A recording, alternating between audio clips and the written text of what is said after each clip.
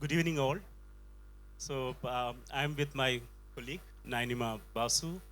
Uh, she has been covering Afghanistan for quite long. So was me. I started covering Afghanistan from 2002 onwards, uh, after the fall of Taliban, and she has also been doing the same. So, what is interesting with her reportage is that for Indians, or for that matter for South Asians, we always get the reports of Kabul or Afghanistan or Iran or Iraq through the Western media.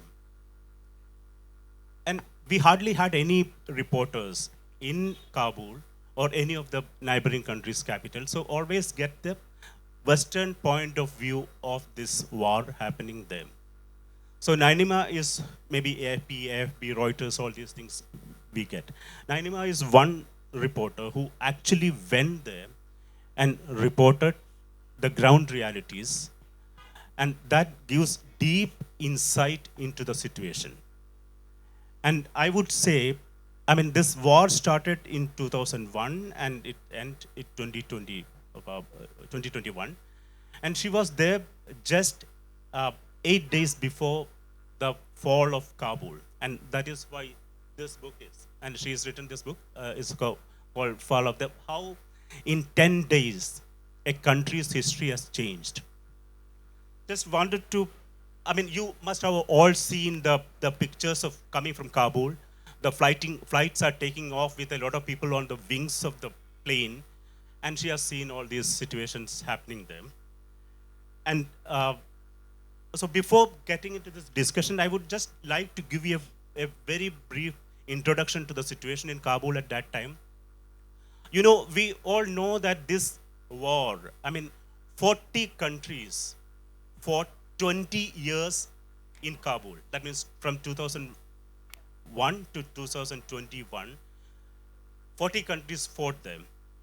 And this was called the International Security Assistance Force. It is called ISAF. And over 70,000 people were killed. And US spent almost 2.35 trillion US dollar for that. You know, India's total GDP economy is somewhere around 4 trillion now. So this is the scale of the war. And the funny thing is that war has the capacity to create its own logics, which very often defy our common sense. Afghanistan war started as a reaction to the 9/11 attack in the US. Among the attackers, 15 out of 19 were Saudi citizens. I hope you remember that. And US did not attack Saudi, but opt to attack Afghanistan. I mean, you can read why that and all other details. Afghanistan, the carpet bombing started on 7th of October 2001. It is called Operation Enduring Freedom. I mean, ശാശ്വതമായ സമാധാനത്തിനുള്ള യുദ്ധം ആണ് അവിടെ 20 വർഷം നടന്നത്. Within 10 weeks, Taliban was removed from power. Within 10 weeks. Okay, and Nainima is saying that Taliban was not removed, but Taliban was strategically withdrawn from the situation, and they went to Tora Bora mountains and dissolved into northwestern Pakistan, and which we will see later when Osama bin Laden was caught from there in 2011. But the search for Osama bin Laden continued for next 10 years. In 2011, you all know, Osama bin Laden was captured from Pakistan's army headquarters very near. Pakistan was incidentally America's one of the best friend for a war on terrorism. You should remember that. I would say this one more point, then I'll ask this question to Nainima. Like, you know, whoever reporting from Pakistan, from Afghanistan or Kabul, we all know. You ask people in Sharana or Chicken Street or Wazir Akbar Khan Road, they all knew that Osama bin Laden is Pakistan. But America did not know that. This is the that I told you earlier. This is the weird logic which we see if you see the war from the close proximity. Same was the situation when she was there for 8 days before the fall of Kabul, and she knew it on the 12th or 13th of August. Actually, the Taliban fell into the hands of Afghanistan fell into the hands of Taliban on 15th August 2001. She knew it's going to happen.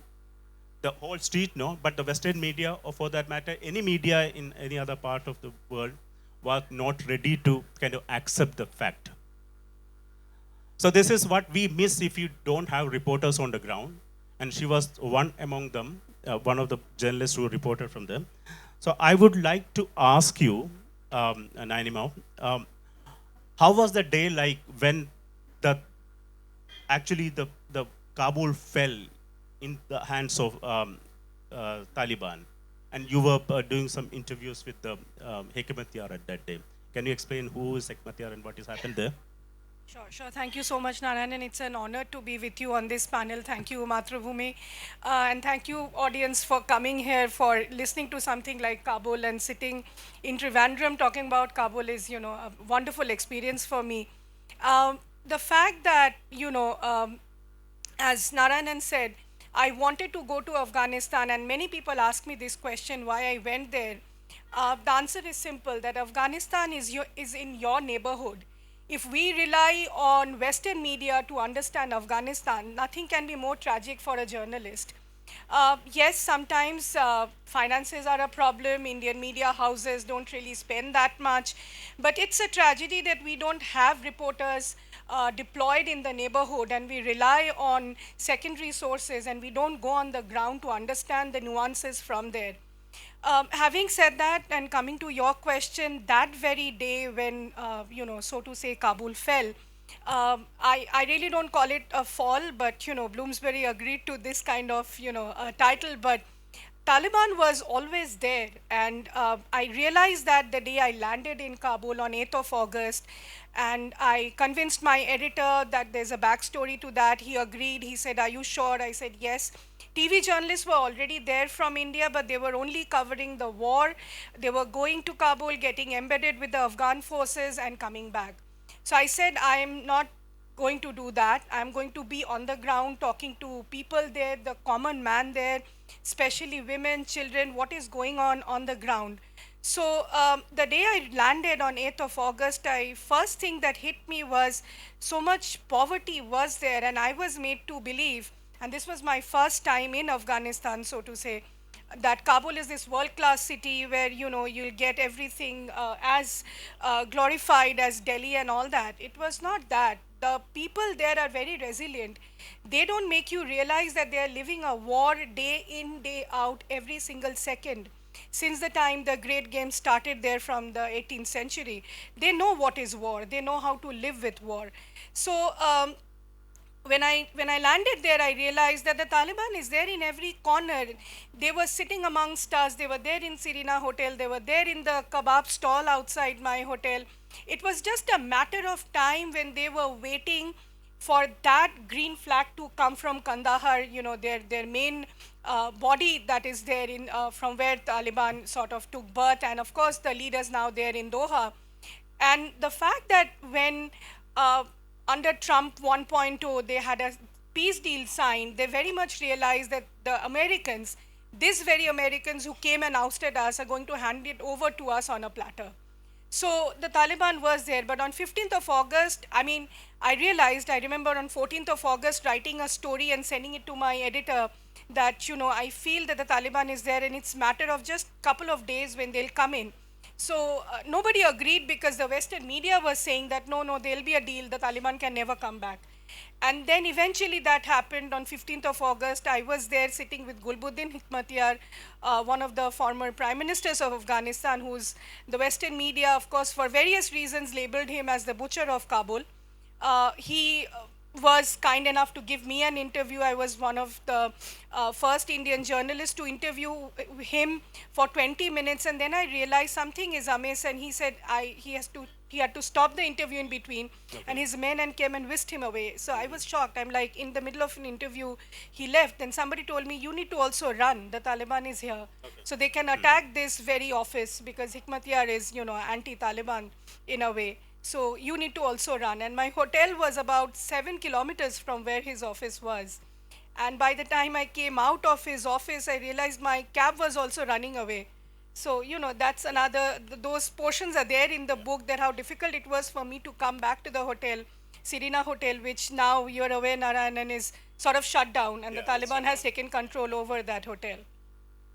Yeah. I mean, Serena is a very popular destination for all foreign journalists as well as who are coming there. UN diplomats. I mean, there are a lot of stories around Serena, and I mean, but the one main thing as far as Nayanima is concerned, you must have all heard about Danish Siddiqui, an Indian photojournalist who was shot dead in Kandahar.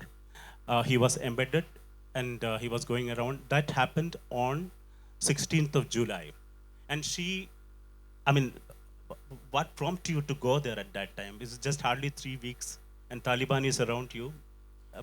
I mean, what's your feeling?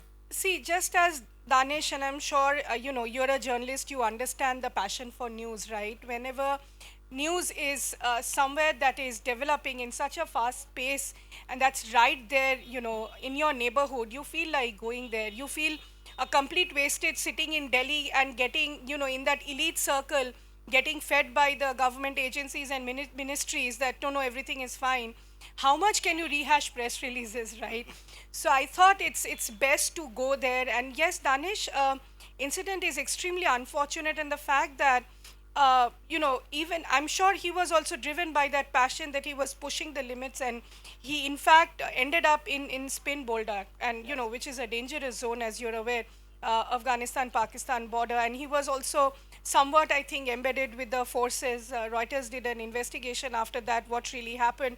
So it's extremely unfortunate. But then I thought that it's journalism is also one profession where you cannot really think about the fact that, oh, if I go there and if I get killed, the first thing that comes in our mind is, let us get the exclusive story, the breaking story, and tell my readers what is going on. I mean, you can get killed even in Delhi, where I drive up and down 15, 16 kilometers every single day. That's more dangerous to me than really covering Afghanistan. But, the point that as I said, I wanted to be there because Indian consulates were also getting shut down. By 2019 and 2020, we had shut down our consulates in Jalalabad, Herat, then eventually in Kandahar. And that's when the Danish episode also happened. So I realized something is amiss. And when we were getting in touch with the government, they were saying that, no, we are shutting them down because of COVID. Now, COVID can be a reason to a certain extent. And these consulates were very strategically located where, there's a heavy presence of ISI also. So for Indian agencies to be present in these locations was extremely important. These consulates were opened after a lot of hard work by, our previous diplomatic staff, ambassadors, and these were a diplomatic win for India. To shut those embassies down, those consulates down, something really said that is something dangerous going to happen. And it's not that tomorrow you can just go and unlock the doors and open it. The ISI is not going to let you do that now. We lost the ground there. So, the ears and eyes that needs to be there on the ground to really understand what is going on, that the kind of terrorism network that is developing there, you need to be there, right? So that's also one thing. And when I went to Mazar-e-Sharif, as you are aware, and the day I landed there in Mazar-e-Sharif, also our consulate shut down. So it was very clear that India was sort of wrapping up, because I'm sure they were getting intel that the Taliban is quickly kind of coming in. By then, they had taken over almost 90% of the provinces. And it was a matter of time before they took Mazar, and immediately after that, they took over Kabul. But tell me something, for Indians, that is what my experience is. For Indians in general, there is a lot of goodwill in Afghanistan, isn't it? Oh yes, absolutely. I mean, as I mentioned in my book, and a little, I'll take you to a little slide. This thing that Shah Rukh Khan is very famous there, Okay. Yeah. and gone are the days when Amitabh Bachchan used to be famous there. But Yeah. now it is all Deepika Padukone and Shah Rukh Khan. So the moment you take those names, you are sort of safe, Yeah. right? Yeah. Right. And I'm the last person who sort of watches movie, but I realize sometimes movies, these Yeah. names can help you. But then, yes, I mean, I remember that day when I was sitting to catch the flight back to Kabul from Mazar-e-Sharif. I was sitting at the Mazar-e-Sharif airport, and the flight that was scheduled at 10 at night, that got delayed, and I finally got the flight at 1 or 2 o'clock, because the Taliban had already come into Mazar-e-Sharif, and they were trying to shut down the Mazar-e-Sharif airport. Thankfully, we got that last flight back to Kabul, and I was sitting there with a few girls, young boys and girls. They were saying that, why is India leaving us? The Yeah. fact that Yeah. you're Yeah. shutting down these consulates, meaning that, when we need the friend is going away. Yeah. Yeah. Those girls were in very simple words. They told me that, our plan is to go to Kabul and then go to Delhi, or, somewhere in India, go get admission in Amity University or Sharda University or anywhere, because India is the country we look up to. Correct. We want to be like Indians. But somehow, I think we lost that goodwill, and it'll be now very difficult to get that, because after what has happened on 15th of August 2021, we revoked all the valid visas. We did not let Afghan students come in who Yeah. had valid visas, and they had admission and scholarships through ICCR. We even stopped Afghan patients to come in who are undergoing treatments for cancer and all those, terminal diseases. So somewhere now there is this feeling when I speak with some of my sources, my friends in Afghanistan, they're like, you left us when we needed you the most.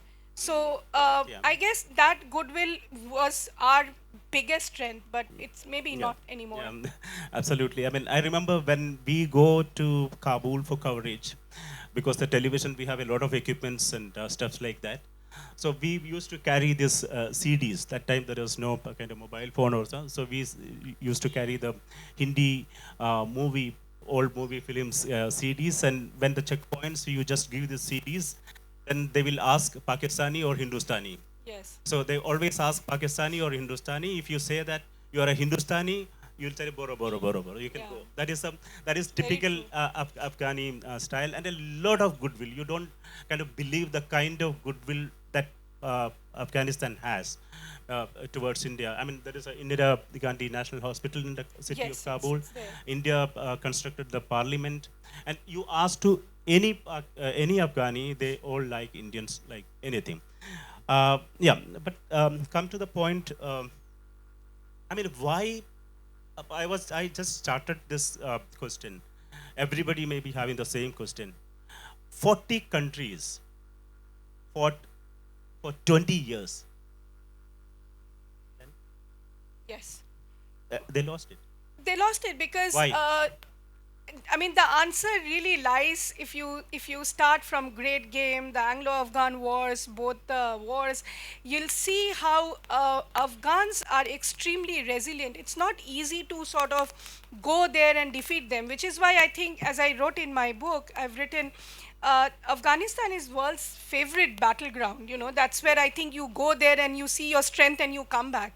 It's not just Americans. Before that, there were the Russians who in 10 years wrapped up and quickly left. So it's not easy to sort of grab that land and defeat Afghans like that. And also, let us not forget that the Afghan society is so deeply, divided on ethnic lines, on ethnicities, and the kind of tribal, non-tribal lines that you have there. It's not easy. I mean, we feel Afghans are these Pashtuns, but then there are these Uzbeks, Hazaras. They're all they have their own kind of way of existence. And also, having said that, Afghan women, I mean, see what's happening with them now. But then they are going to come back again. They are going to rebound. I mean, the point is, you can have not 40, 50 countries, all NATO troops sitting out there. They'll be finally defeated and come back. Having said that, I think US, when it started the war there, out of the, the sheer anger that they had after what had happened in 9/11. Right. And at that time, remember, I was with some other, I was not a journalist at that time, and I was in the US working for some other company, an American conglomerate, and I saw at that time how the American society can also be so discriminatory. The moment 9/11 happened, I remember in my office also I was told you cannot wear saris and salwar anymore. Right, okay. They can take you as a Pakistani or something like that. They don't study, they don't analyze. They just go by what they think at the heat of the moment. So I think they send their troops. They just thought, oh, Taliban, Al Qaeda, all are same. It's Yeah. all big bowl of noodles for them. You can eat them up and finish it. It's not like that. It is very, very different. You need to understand the Afghan society before you go in. And it's unfortunate the way the soldiers, NATO troops, so many young boys, young girls, even when they were wrapping up, the incident that had happened at the Abbey Gate, it is unfortunate. That could have been hugely avoided had the withdrawal been done in a very structured manner.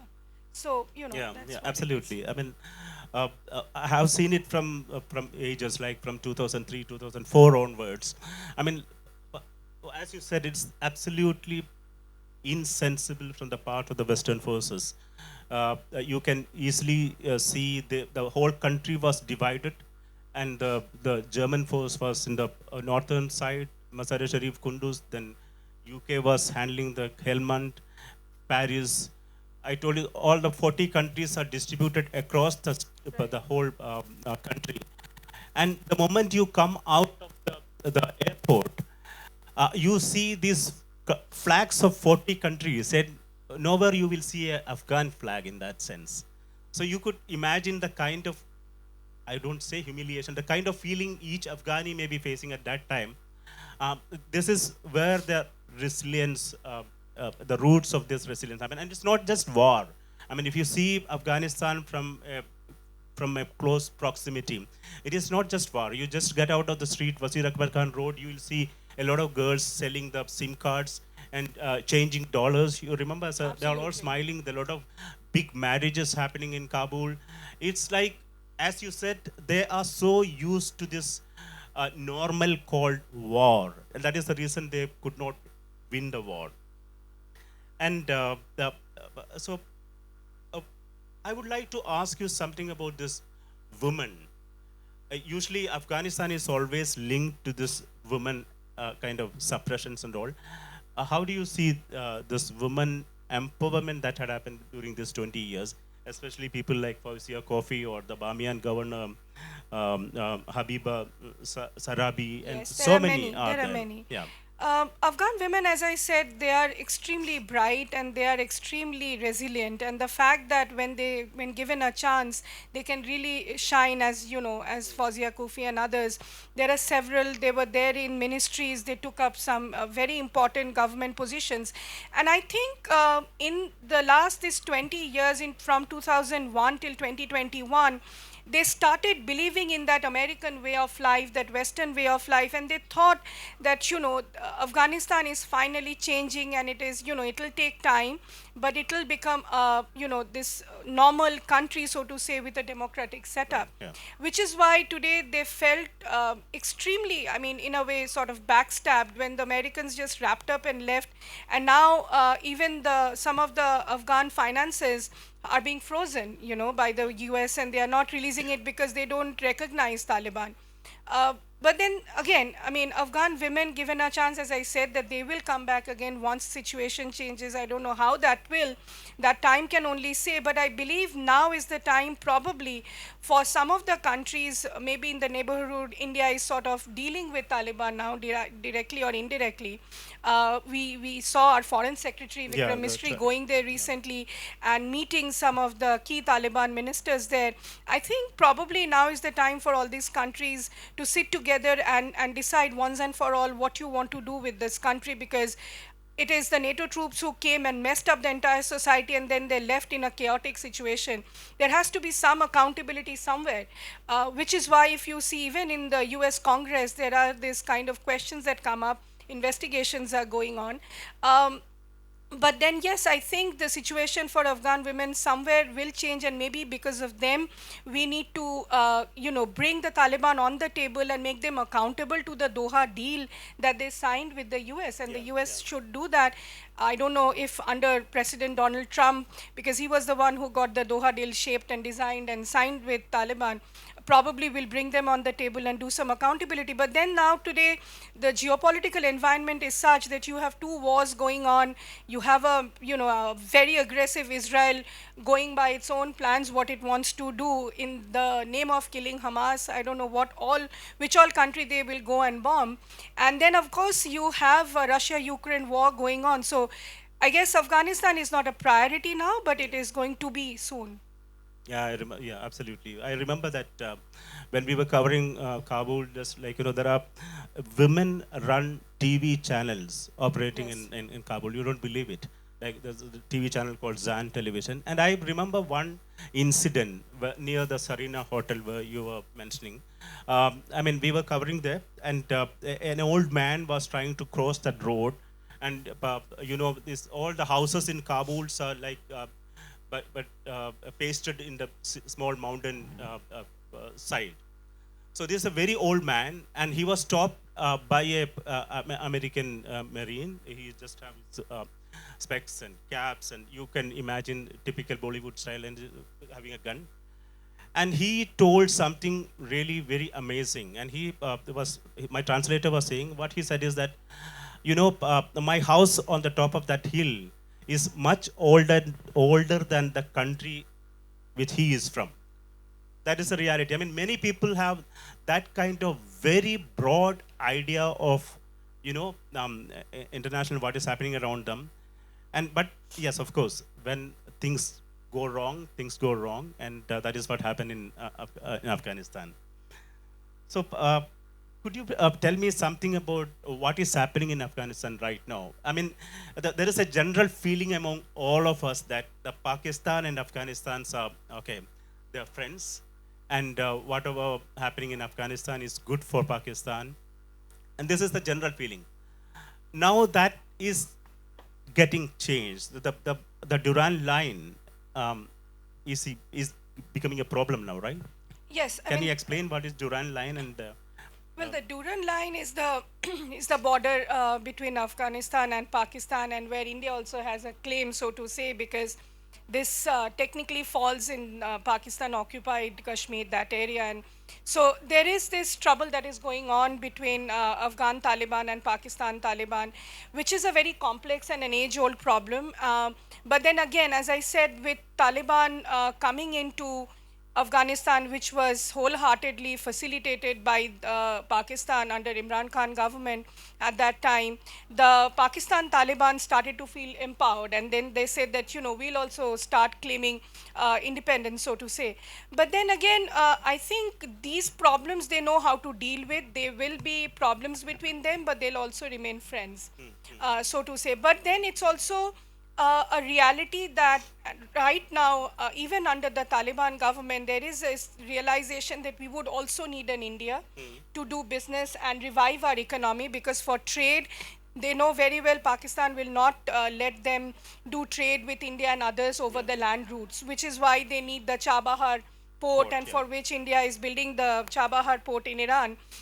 Unfortunately, that's also, as you are aware, is going at a very slow pace. But then this time again, the Taliban did say to our foreign secretary that they want more people-to-people linkages, they want visas to be opened up, and they want to do trade. So Afghanistan dynamics will be complex, and that will keep the world awake all the time, which is why I said there can be a Russia-Ukraine war, there can be Israel-Hamas war, but the moment these two, dynamics, Afghanistan, Pakistan, this network starts to again sort of buzz, the world will again wake up and, do some other plans it'll have. But having said that, I think this is India's time to take the opportunity of whatever trouble is brewing between them, and really kind of see to it that they can, India can contribute in its own way, the way it used to do under, President Ghani or President Ashraf Ghani or President Karzai,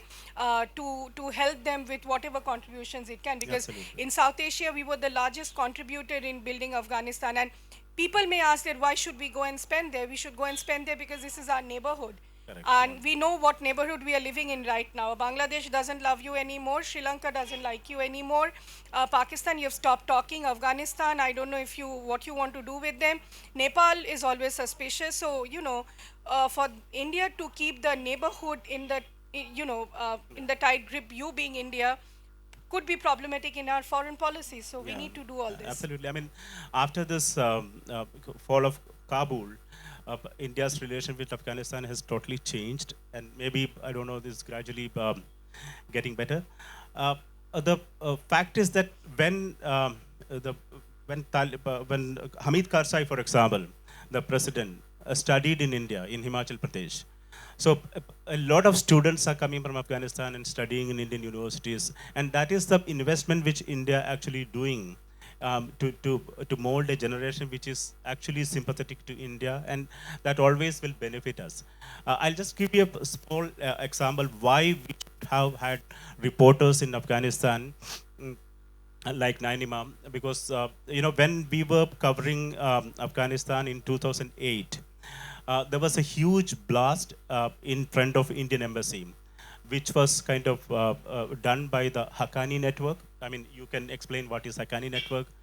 So that happened in July.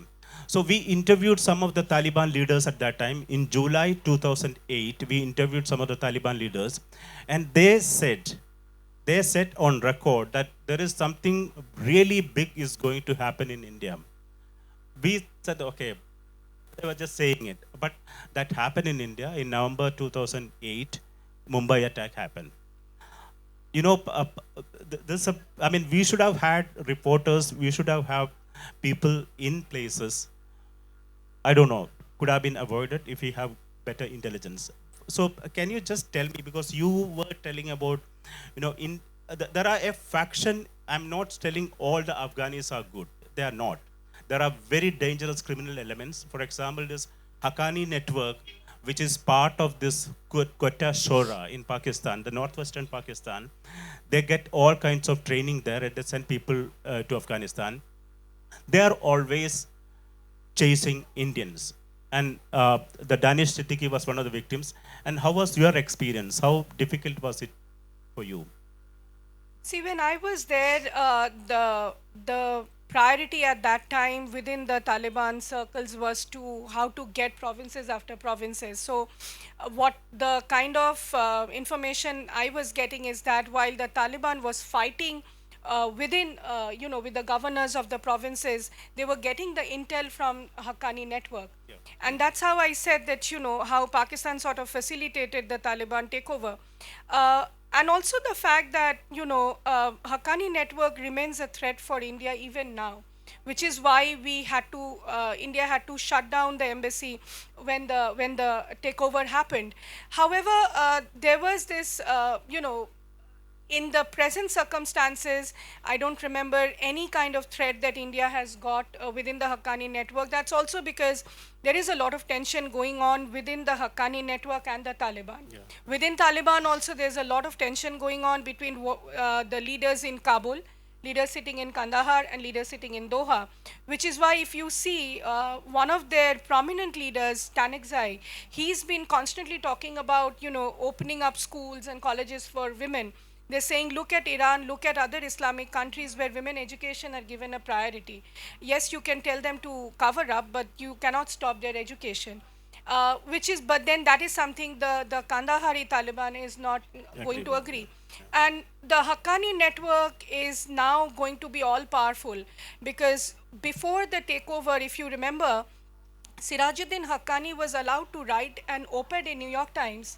When have you seen that happening, Yeah. So can you, being a journalist, or me being a journalist, tomorrow go and write an op-ed in New York Times? We will not be even allowed to enter their gates. But Sirajuddin Haqqani can sit and write full page op-ed in New York Times. So they have that kind of support base, and they want to be now this all-powerful entity, which is why I don't think they'll now gain anything by sort of threatening India, because they also know that they would need India to have their kind of settle there and get Afghanistan under their control. Okay. So we were almost always discussing about this war and this concern. I would like to know a little more about your personal experience as a woman journalist.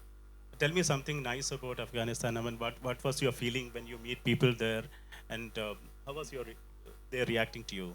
Well, I think in Afghanistan, the only benefit I got being a women journalist is to get access into their beauty parlors. And it was my aim to go to the beauty parlors there, because I knew when the Taliban would come in, as they had done in their previous rule, that they'll shut down all the beauty parlors. They also did that this time also. And although we thought the Taliban 2.0 would be different. But so that's the thing I did, and that's something that male journalists cannot do. And I could sit and, with the parlor beauticians, whoever were there, they really opened up. And yes, I had to take a lot of services from them, but then they really also opened up. And some of them told me, and I have narrated one of the incidents. A lady told me how she was about 5-6 year old when the war started, and they had to leave Afghanistan, and she shifted to Pakistan with her family.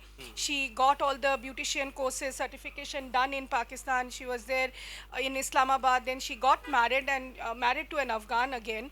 And then they came back to Afghanistan when the American troops, the NATO troops came in, that it's a different society. Afghanistan is now changing. And she got a job in one of the very nice, posh parlors there. But then she was there on, I think I met her on 10th or 11th of August, and she told me that, you're a journalist, do you think the Taliban will come back? Do you think the Americans will leave us? So I said, well, that's the reality, is what I feel. She said, no, no, you are all wrong. The Americans can never leave us. I now have a house and a good job. So now, I spoke to her about, I think 2 months back. She's, of course, lost her job.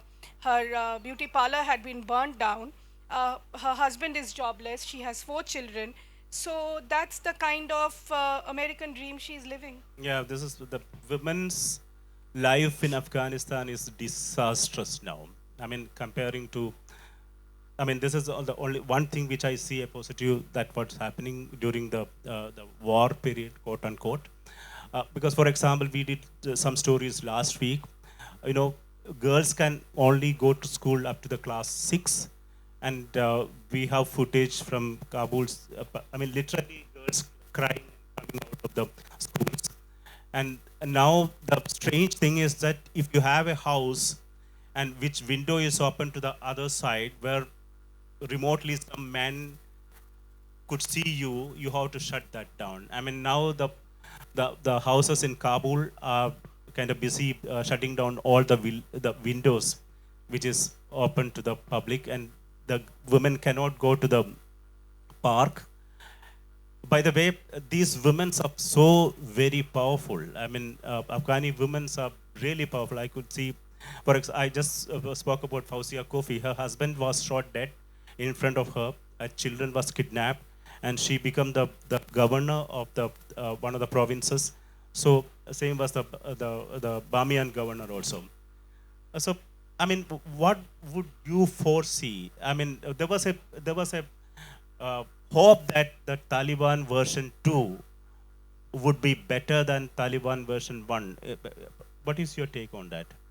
Well, I think that hope was also built up in a certain way, because the way social media has evolved, and the Taliban in this, 20 years, they also knew how to kind of modernize themselves in terms of telling people that how we have changed. And the way they had taken over their image they built over Twitter and everything is phenomenal. And see the way they sat with the Americans and did that peace deal, the Doha Accord, so to say.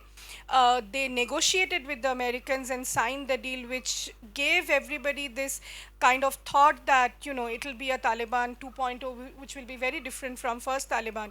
And the fact that, there was also this understanding that while the troops were withdrawing, an intra-Afghan dialogue was parallelly taking place in Doha, for which we saw, people like Dr. Abdullah going to Doha almost every every month, and talking to them that there'll be a power sharing deal and the Taliban will be included in the power sharing, which never happened, which also is a reason why the Taliban had been extremely upset that, when the first constitution was drawn up, they were not called, Correct, they yeah, were not yeah. included. That's the thing. But then eventually, when they started to say that they'll implement Sharia law and all that, I think that was clear enough for people to understand that this Taliban is going to be the same as the first Taliban. Yes, this is a Taliban which now understands how to negotiate, how to use social media, how to write press releases. See the Yeah, way they yeah, do their yeah, releases yeah, today, yeah, yeah, phenomenal. absolutely. Yeah, They give every bit of news a journalist wants to yeah, look for. I mean, when our foreign secretary was there, I remember seeing the press release that Ministry of External Affairs issued, and the release that Ministry of Foreign Affairs of in Taliban in Afghanistan they issued. I got more news there than in our press release. So yeah, so they have really prepared themselves up. But then again, they are being governed by the Kandahari Taliban, the Quetta Shura, and all those shuras are the governing council sort of is the one who shaped their policies. So they are not going to be different at all.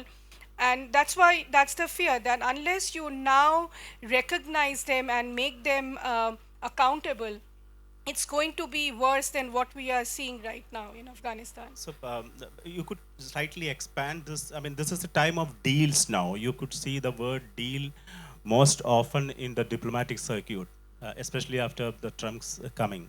So one of the first deals which America signed was on the 29th of February, 2020. That was Taliban and America signed the deal, saying that we will withdraw and you can come. So the Taliban, there is a famous saying that you have watches on your hand, we have time. This is what Taliban said at that time. Okay, you guys leave, then we will see what we can do.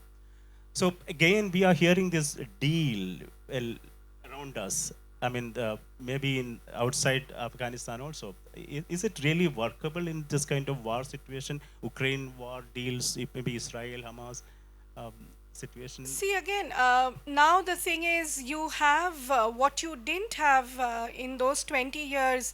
You have the big elephant in the room, which we don't try to understand, is China.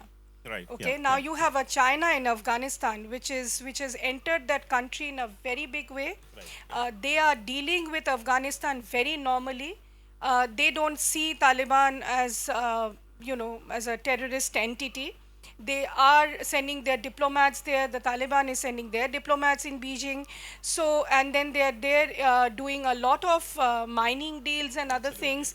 They are helping them rebuild that country. So that is where the dynamics is probably going to change. So the deal, I don't know what the world is going to do with Taliban eventually, but then the China factor cannot be overlooked now.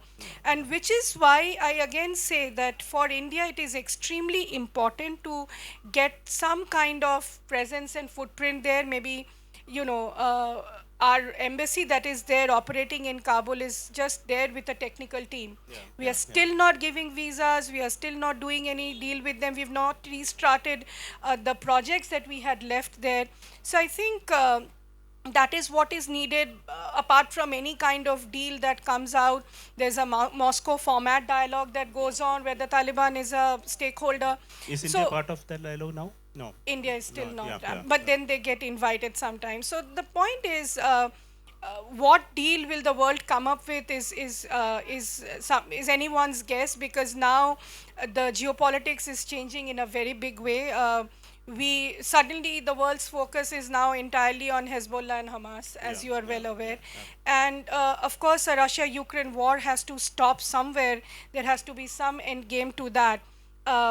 President Trump has said he'll come and stop the war. I don't know what he will eventually do, but I think all those dynamics need to have a certain kind of a kind of halt somewhere to look at Taliban and do a deal. my fear is in between the Taliban can take certain steps that can be hugely damaging for the world, I mean, going for another war cannot be another solution at Absolutely. all. Yeah. Before taking questions from you, I just want to add last point. Like, you know, there was a very peaceful window in front of the world from 1990, after the wall of the collapse of the Soviet Union, until 2020. The only country that used it very, very effectively is China. They were silent. They were working on their projects, targets. The result you can see in front of you. I mean, Nayanima was there in China when you were there last November. So you cannot compare. So they were very focused, and now China is in Afghanistan also. Afghanistan is one of the most richest mineral country. For example, copper. The INAC copper mines are world class mine, and lithium is abundant. Lithium is the new oil, which we all know. So, I mean, a lot of new players are coming into Afghanistan, and the dynamics could change, and hope the country will do better in future. So, I would like to take questions from you. Before Americans withdrew from Afghanistan, Biden have said we have trained more than 300,000 Afghan soldiers and armed with American weapons. They will hold the country against Taliban. Then the moment they withdrew, it collapsed without even a battle, even a single battle. If at all some officers fought, they were caught and they were shot. That's my information. Was it a deal that they should surrender like that? Or is it that, what was the psychology behind the Afghan army surrendering without any fight? Well, thank you so much for that question, sir. That is one aspect I have also dealt with in the book, and that is the reason why I wanted to go out of Kabul and go in the front line in Mazar-e-Sharif. You know, it was not easy to get the soldiers to speak at that time. In Mazar-e-Sharif, I'll tell you the scene I saw. They were like 15 to 20 young boys fighting a huge contingent of Taliban all alone.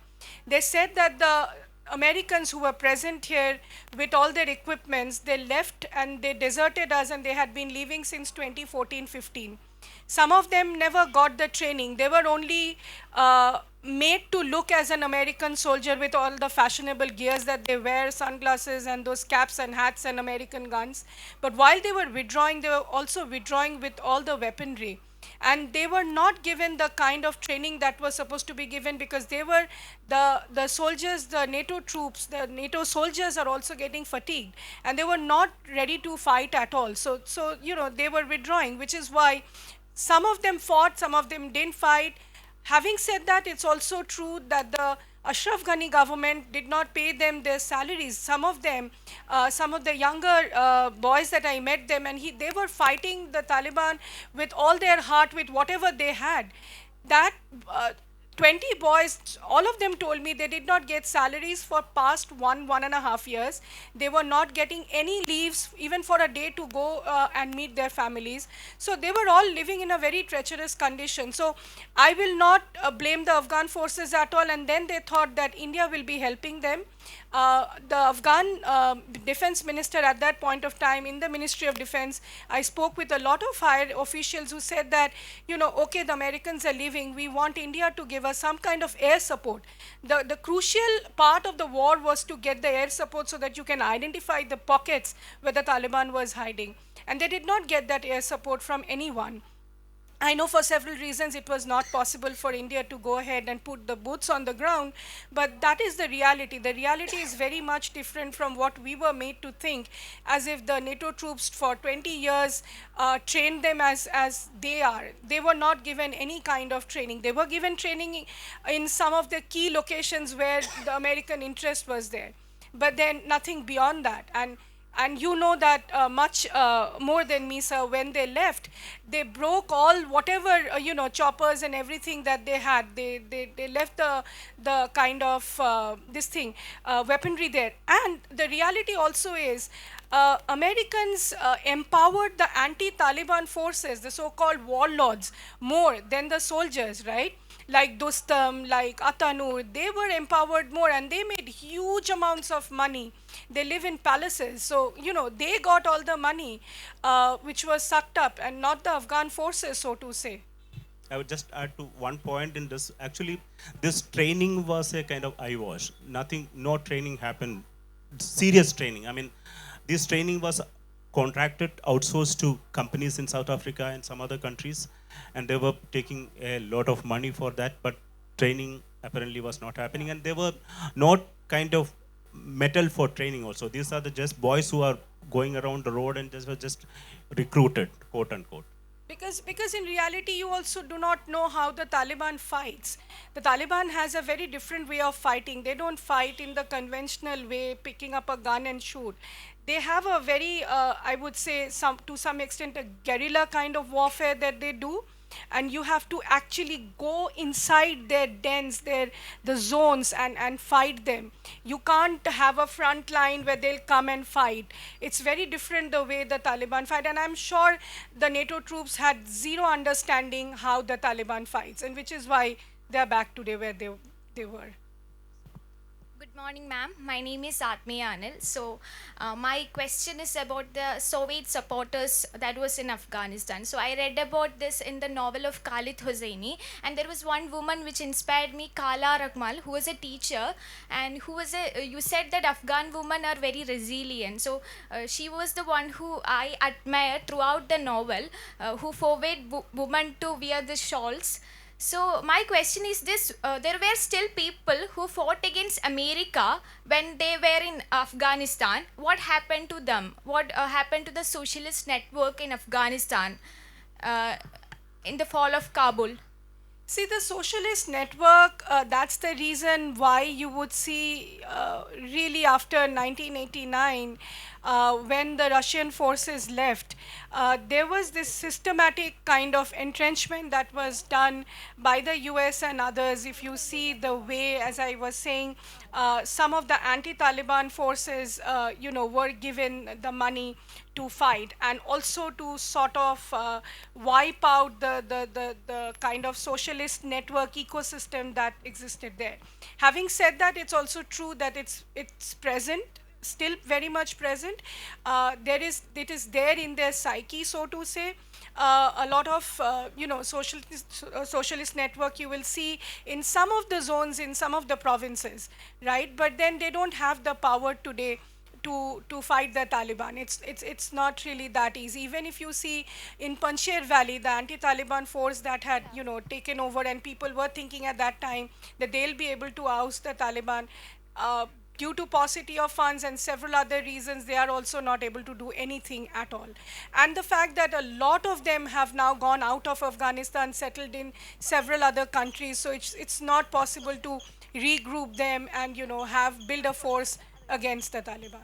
If you take a group of 10 Afghani and ask them, everyone must have lived at least in 3 countries. They must have gone in their 20s into Pakistan, lived of 10 years, then they come back, then they went to Iran for some times, then come back. But the life of an average Afghani in the last 50 years is, you can't imagine how they were living, because it started in 1970s, Soviet invasion 10 years, then Taliban, then fall of Taliban, then rise of Taliban. So there is no surety for anything. You don't know what is going to happen to you in the next moment. And now they are mostly going into Uzbekistan, Turkey, and of course you now have a Syria where a kind of regime change has happened. So now the focus has again shifted to Syria, where of course a lot of Afghan refugees have gone in. So the dynamics are changing, so to say, and which is why, I mean, because of that Russian influence, you still have a Moscow format dialogue, which includes the Taliban and others as well, but they are not really successful in their attempts. Hi, I'm Geeta. I'm Geeta. I just would like to know, before going to Kabul, what was your mental preparation? Because as a woman, we all know how unsafe that country is. So what was your mental preparation? And also I would like to know, while you were in Kabul, did you have any idea that you will be writing a book? Did you have any idea like that? Or it just framed out like that? Well, that's a beautiful question, ma'am. Mental preparedness, as I would say, I'd been a journalist for almost 20 years now. So, as I said, you're only driven by the passion of getting the news. And of course, you should have a very supportive family. And I'm grateful that they're even here now. My mother, my husband, and my son, who was at that time very little. And uh, the mental preparedness only thing I had is that as a woman, if I go there, I will probably be able to get some stories that will touch people's heart. It will not just talk about the war, NATO troops, bombings, and all that. There are common people like you and me living there who are living the war every single day, which we don't realize, sitting in a democratic normal country like India. And talking about safety, I think for women, no country is safe. You just have to be safe in your own way and, help yourself the way you can. I'll tell you one incident. The day my editor told me that you need to come back now because the Taliban was there, it was 15th August night. And he said that now that the Taliban is right there in your hotel, Serena, you need to come back. They can do anything to you. So I said, no, I don't want to come back. I want to cover the Taliban, which is the reason I'm here. He said, no, anything can happen to you. Eventually, I mean, things happened the way it would happen. It's there in the book, but I'll tell you what had happened after that. At 1 in the morning, I get a call from the Serena reception that the Taliban leaders sitting here want to check each and every room to see that no government official is there. Otherwise, they'll, shoot them or drag them out. I said, well, you can tell them that I'm one Indian woman journalist and, you can tell them what it is. They don't have to check my room. They said, no, they will. So after 2 hours, they came at around 3 in the morning. They rang the doorbell and there was this 2 Taliban fighters with grenade on their shoulders standing. And they said, the reception, the manager came. He said, just let them go enter your room. They'll check and come out. So they entered, they checked the room and they went out. But those 30, 40 seconds, I only know what had gone, inside me. But really, nothing really happened. But that's the thing. And also, writing the book, I wrote because as a journalist, when you're working for a media organization, you do have certain limitations. You do have certain, shape of readers. So not everything you can write when you go into a war zone and come back. There are many untold stories which I thought I will be able to write if I come up with a book. And I'm very grateful that Bloomsbury approached me saying that if you really have something other than what you've reported, if you have to say, then, you can write a book. And that's how I wrote the book. Thank you.